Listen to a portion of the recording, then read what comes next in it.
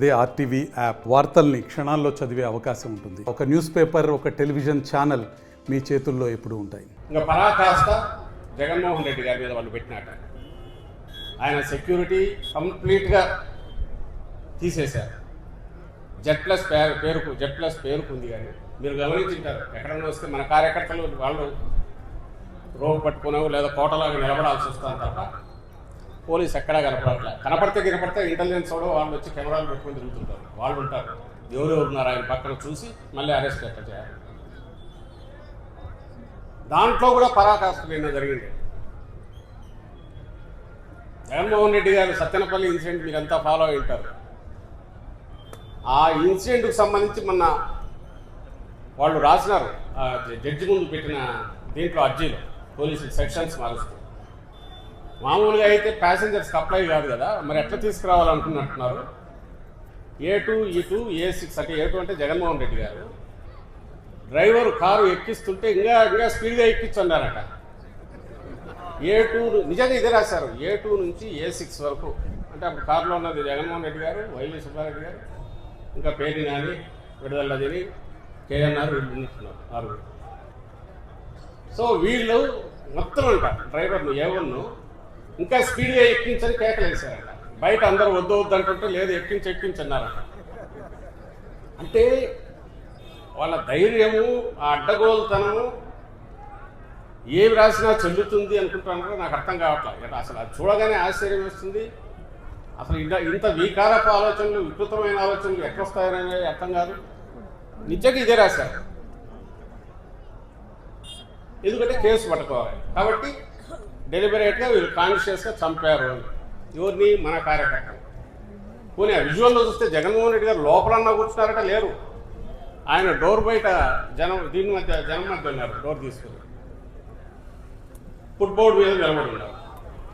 అది పట్టదు, కేవలం కేసులో ఇరికించాలి రాయ. మనం అట్లా చేయలేదే. చంద్రబాబు నాయుడు చేసే టైంకు, అరెస్ట్ చేసే టైంకు పక్కాగా ఎవిడెన్స్తో సహా ఆయన ఏ రకంగా అవినీతికి పాల్పడ్డాడు, లేదా అవినీతి కార్యక్రమంలో ఆయన సంతకాలతో సహా ఎట్లా దొరికాడనేది మొత్తం చూసిన తర్వాతనే 3-4 ఏళ్ళ తర్వాత మనం వచ్చిన 3-4 సంవత్సరం తర్వాత అరెస్ట్ అయ్యింది. ఇట్లా అడ్డగోలుగా రాయడానికి అయితే ఏముంది, రాగానే రాసి ఎక్కిది లోపల పడేయచ్చు. ఇట్లా కేసులు ఎంత అడ్డగోలుగా పెట్టున్నారు. మన వాళ్ళ మీద కొట్టి ఉల్టా మన వాళ్ళ మీద అటెంప్ట్ మాత్రం మన వాళ్ళ మీద పెట్టి ఎన్నిక ఎంతమంది అరెస్ట్ చేశారు. దీనివల్ల మిగిలిందేమో కానీ మన పార్టీ రాగానే లీగల్ సెల్ మాత్రం విపరీతంగా యాక్టివేట్ అయింది. ఎక్కడికెక్కడ లాయర్లు, అడ్వకేట్లు బాగా ఫుల్ అలర్ట్ అయ్యి ఉండాల్సి వస్తుంది, ఉన్నారు కూడా. కానీ వాళ్ళ తాకిడి ఇంకా పెరుగుతుంది, రోజుకు పెరుగుతుంది. ఈరోజు ఇట్లా అసెంబ్లీ అయినందుకు కూడా పెడతారేమో తెలియదు. రామ అన్న బూత్ అన్నట్టు, అమ్మ అన్న బూత్ అన్నట్టు ఏం మాట్లాడన్నా కూడా దాని మీద కేసు పెడతారు. బూత్ మాట్లాడని కేసు పెడతారని అయితే సైజనాథ్ తయారైంటారు. కొంచెం ఆవేశంగా ఎక్కువ మాట్లాడారు, గట్టిగా అరిస్తే కూడా కేసు పెడతారు. ఏదో గుండెలు అదిరినాయి ప్రజలకు, భయపెట్టాడు ప్రజలను, వాళ్ళ గుండెలు అదిరినాయి, బీపీ తెచ్చినాడు. అంటే చట్టాన్ని ఇంటర్ప్రిటేషను, చట్టాన్ని ఎట్లా వక్రీకరించడం అనేది ఏ లెవెల్కి పోయారంటే, ఇట్లా పెట్టాలంటే బహుశా మనం వచ్చిన 6 నెలల్లోనే వాళ్ళందరినీ పెట్టేసింది. అఫ్కోర్స్ రేపు వచ్చినాక అదే మనం చేయాలి తప్పదు. అంటే మనకు రెడ్ బుక్ అవసరం లేదు. మన నాయకుడు చెప్పినట్టు రెడ్ బుక్ అవసరం లేదు. ఎవరి వాటి తలకాయలోనే ఉంది. ఆ ఇబ్బందులు పడుతున్న వాళ్ళంతా ఇక్కడ ఉండే వాళ్ళతో సహా ఇక్కడికి రాలేని వాళ్ళు క్షేత్రస్థాయిలోనే ఉన్నారు, పై నుంచి కింది వరకు. జగన్మోహన్ రెడ్డి గారి దాటి తట్టుకోలేక ఆయనను జనంలోంచి ఎలా ఉండకుండా చేయాలనడంతో పాటు, ఆయన సెక్యూరిటీని కాంప్రమైజ్ చేయడంతో పాటు, ఆఖరుకు పార్టీ అనేది లేకుండా ఎట్లా చేయాలి మొత్తం తీసేంత వరకు వాళ్ళ కుట్ర ఉంది. ఇంకా వేరే రకంగా ఎదుర్కోగలమని వాళ్ళకి నమ్మకం లేదు, ధీమా లేదు. రాజకీయాల్లో ఉంది, ఎన్నికలు జరిగితే ఒకరు వస్తాంటాం, ఒకరు ప్రతిపక్షంలో వస్తాం, 5 ఏళ్ళకి మళ్ళీ ఎన్నికలు జరుగుతాయి. కానీ ప్రజాస్వామ్యబద్ధంగానో పద్ధతి ప్రకారం రాలేమని తెలుసు కాబట్టి, ఇంకా అన్ని వేషాలు అయిపోయినాయి కాబట్టి, ఇంకా ఉండే శక్తులన్నిటికీ కూడా పెట్టుకుని మన సచివ బతికి బయట పెట్టినాడు. వాటన్నిటి దీనివల్ల వచ్చిన విజయం అది. దాని విజయం అని చెప్పుకోవడానికి సిగ్గుపడాలి, బట్ అది విజయం మనం యాక్సెప్ట్ చేస్తాం ప్రజాస్వామ్యం. ఇంకోసారి అది రాలేనని తెలుసు. రావాలంటే ఒక్కటేంటంటే ప్రతిపక్షం ఉండకూడదు, అందువల్ల వైఎస్ఆర్సీపీ ఉండకూడదు, జగన్మోహన్ రెడ్డి గారు ఉండకూడదు. ఇది టార్గెట్. కానీ తన భ్రమ అది.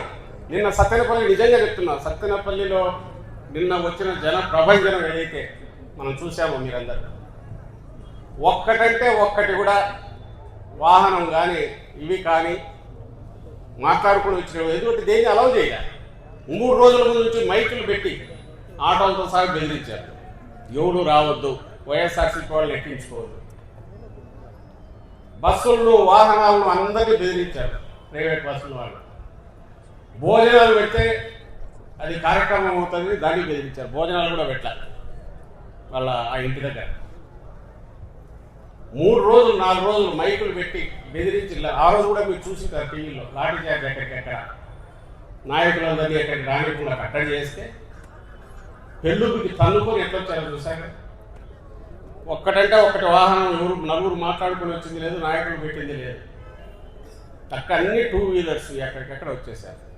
అది రిజల్ట్.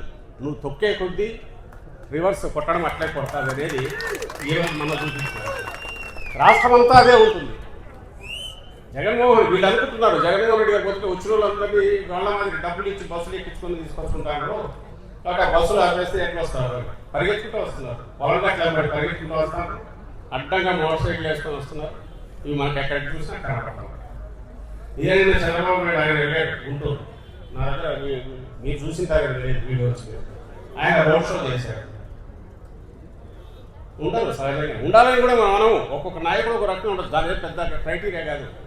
ఈ మధ్య జగన్మోహన్ రెడ్డి గారు చెప్పారు, నువ్వు 4 మంచి పనులు చేయి, జనం వస్తారు, రాకేమవుతుంది, ఖచ్చితంగా వస్తారు, ఓన్ చేసుకుంటారు. నువ్వు ఏమీ చేయకుండా జనంతో నాకు సంబంధం లేదనుకోని, ఆ తర్వాత నువ్వు ఎలక్షన్ వచ్చేసరికి వాళ్ళు ఓట్లు వేయాలనుకోని, ఆ రోజు అబద్ధాలు చెప్పి నువ్వు చెప్తే కుదరదు. జగన్మోహన్ రెడ్డి గారికి ఎందుకు వస్తున్నారంటే, ఆ రోజు రాజశేఖర రెడ్డి గారి నుంచి ఆ కుటుంబం మొత్తం అట్లా నిలబడినారు కాబట్టి, చెప్పిన మాట మీద ఎట్టి పరిస్థితుల్లో అటు ఇటు అడుగు కదల్చారు కాబట్టి. ఈరోజు విశ్వసనీయత అనే దానికి మారుపేరు ఏదైనా ఉంటే దానికోసం ఇబ్బంది పడినా సరే, సఫర్ అయినా సరే పర్లేదు అనుకునే లక్షణం ఉన్న నాయకుడు కాబట్టి ఈరోజు అంతగా వస్తున్నారు. రాష్ట్రానికి మీరు ఏం మంచి పని చేస్తున్నారు, మీరు హామీలు ఏమి ఇచ్చారంటే జగన్ జగన్ జగన్ అంటారు. అయ్యా మీరు వచ్చే సంవత్సరం ఏం చేయబోతారు, ఫీజులు ఇవ్వలేదు, హాస్పిటల్లో ఈరోజు పేషెంట్లు ఇబ్బంది ఉంటే జగన్ జగన్ అని చెప్పి వాళ్ళకి ఒక్క మాట చెప్తే ఈరోజు ఎంత భయపడుతూ ఉన్నారో ఈ ఒక్క ఉదాహరణే మనం గుర్తుపెట్టుకోవాల్సిన అవసరం అని చెప్పి కూడా తెలియజేస్తూ ఉన్నారు. ఈరోజు రాష్ట్ర వ్యాప్తంగా రైతుల పరిస్థితి అత్యంత దారుణంగా ఉంది. ఎక్కడైనా కానీ ఈరోజు చేపలు పెంచితే అక్కడ కూడా రేట్లు పడిపోయినాయి. అంతా సిండికేట్ అన్నారు, సిండికేట్కు తెలుగుదేశం సపోర్ట్ చేస్తాం. వరి ఈరోజు ఎక్కడ కూడా వడ్లకు కానీ బియ్యం కానీ రేట్లు పడిపోయినాయి. మామిడి రైతులు ఎప్పుడూ నేను వినలా, 2 రూపాయలు ఈరోజు 2000 రూపాయలు టన్ అని చెప్పి 2 రూపాయలు కిలో అని చెప్పి ఈరోజు కింద పారిపోసే పరిస్థితి. ఈరోజు పాడి రైతులు కూడా 4-5 రూపాయలు రేట్లు పడిపోయిన పరిస్థితి.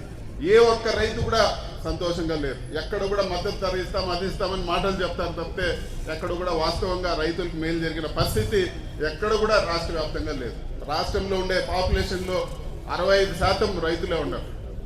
60% రైతులు సంపాదిస్తేనే, రైతులు కష్టపడి వాళ్ళు కష్టం చేస్తేనే ఆ కుటుంబాలు ఈరోజు గడిచే పరిస్థితి ఉంది. ఇక ఇవన్నీ లేకుండా ఒకే ఒక దానికి మద్దతు ధర ఇచ్చారు. మీకు అందరూ కూడా తెలుసు. చంద్రబాబు నాయుడు గారు ఒకరోజు ఈ మధ్యలోనే చూసినాను, ఎవరైతే మద్యం అమ్ముతా ఉన్నారో వాళ్ళందరూ నష్టపోతా ఉన్నారు, వాళ్ళకు రేట్లు పెంచి నేను మద్దతు ధర ఇస్తానని చెప్పి ఆయన చెప్పడం జరిగింది. ప్రతి ఒక్క ఇది వాస్తవమా కాదని చెప్పి కూడా నేను మిమ్మల్ని అందరూ కూడా అడుగుతున్నాను. ఒకటి వాళ్ళ సిండికేట్లు, వాళ్ళ కార్యకర్తలు, వాళ్ళ నాయకులు మద్యం నడుపుతా ఉన్నారు కాబట్టి వాళ్ళకు ఒక్కటి కరెక్ట్గా రేట్లు పెంచి ఎక్కడ కూడా ఈరోజు నష్టం లేకుండా జరుగుతున్న ఒక వ్యాపారము ఈరోజు లిక్కర్ షాపులు, బెల్ట్ షాపులు అని చెప్పి కూడా మనం అందరూ కూడా గుర్తుపెట్టుకోవాలి. రైతులను గాలికి వదిలేసినారు, అన్నీ కూడా వదిలేసినారు. ఎక్కడ కూడా ఈరోజు ప్రజలకు కావాల్సిన పనులు కానీ ఇంకోటి కానీ ఎక్కడ కూడా చేయడం లేదు. ఇంకా కూడా దారుణమైన పరిస్థితి ఏమంటే పూర్తయిన హాస్పిటల్ ఈరోజు పెనుగొండలో హాస్పిటల్ పూర్తయిపోయింది, దాని పక్కన పారేస్తున్నారు. 30 కోట్లు 40 కోట్లు పెడితే ఈరోజు హాస్పిటల్ రన్ అయ్యే పరిస్థితి ఉంది. ఇంకా కూడా చాలా రోడ్లు కానీ ఇంకా కూడా డెవలప్మెంట్ యాక్టివిటీస్ అన్నీ కూడా ఆపేశారు. చూస్తే అప్పు ఎప్పుడూ లేనంత అప్పు కూడా చేశారు. ఈ డబ్బులంతా ఎక్కడికి పోతుందంటే వాళ్ళ రియల్ ఎస్టేట్ వ్యాపారం అమరావతి అని చెప్పి ఇప్పుడు 50,000 ఎకరాలకి ఇప్పుడు 1,00,000 కోట్ల అప్పు కావాలంటే ఇంకొక 50,000 ఎకరాలు తీసుకొని ఇంకొక 1,00,000 కోట్ల అప్పు చేస్తూ ఉన్నారు. ఇది దారుణమైన పరిస్థితి. రాష్ట్రం అంతా కూడా సమానంగా చూడాలా. అక్కడ డెవలప్ అయితే పెట్టండి, కానీ డెవలప్ ఎప్పుడో అవుతుంది 20 ఏళ్ళకి 30 ఏళ్ళు అవుతుంది అని చెప్పి ఇప్పుడు ఇక్కడ జరిగే పనులన్నీ కూడా ఇక్కడ ప్రజలను కడుపు కొట్టదని చెప్పి కూడా మేము మరిన్ని వీడియోస్ కోసం ఛానల్ ని సబ్స్క్రైబ్ చేయండి. లేటెస్ట్ అప్డేట్స్ కోసం వాట్సాప్ ఛానల్ ని ఫాలో అవ్వండి. ఆ లింక్ డిస్క్రిప్షన్ లో ఉంది.